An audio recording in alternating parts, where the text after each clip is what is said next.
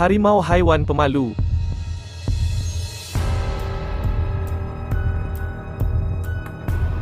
Petaling jaya, manusia bukanlah mangsa atau makanan kepada harimau dan mamalia berkenaan adalah haiwan liar yang tidak mendekati manusia. Presiden Persatuan Pencinta Alam Malaysia, Prof. Dari Ahmad Ismail berkata, sehubungan itu beliau berpendapat, terdapat sebab-sebab tertentu susulan kes serangan harimau terhadap manusia yang dilaporkan baru-baru ini. Adakah serangan ini kerana berhadapan dengan harimau? Orang berkenaan lari apabila terserempak dengan harimau atau diserang ketika sedang bekerja. Selalunya manusia bukan mangsa atau makanan harimau dan harimau tidak mendekati manusia.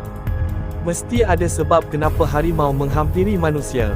Jika ada kajian tentang harimau di tempat berkenaan, sudah tentu ada jawapan yang tepat, katanya kepada Cosmo.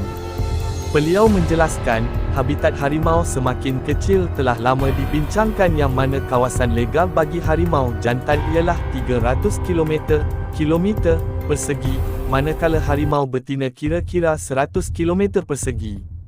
Sekiranya kawasan legal harimau semakin kecil, ada kemungkinan akan bertindan dengan kawasan legal manusia di dalam hutan atau harimau masuk kawasan manusia. Apabila manusia dan harimau berkongsi habitat dan sumber makanan, kemudiannya boleh menimbulkan konflik antara manusia dan harimau, katanya.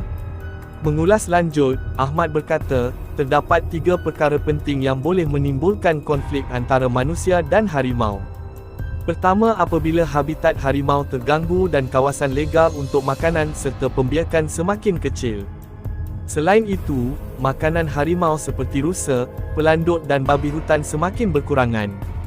Ketiga ialah kawasan legal bertindih atau aktiviti manusia dalam kawasan jelajah harimau.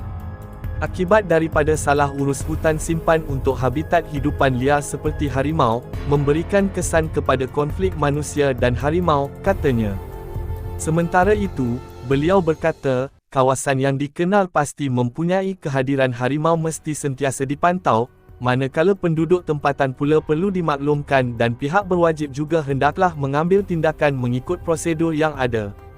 Sebab itu ahli pemeliharaan hidupan liar mementingkan kawasan habitat yang cukup dan sesuai untuk hidupan liar, jelasnya. Terdahulu, Cosmo melaporkan seorang lelaki warga Indonesia dijumpai dalam keadaan mengerikan dengan keadaan anggota tubuh badannya tidak sempurna selepas dipercayai dibaham harimau di kawasan Kebun Getah Kuala Wak, Pos Pasik di Gua Musang, Kelantan pada Jumaat.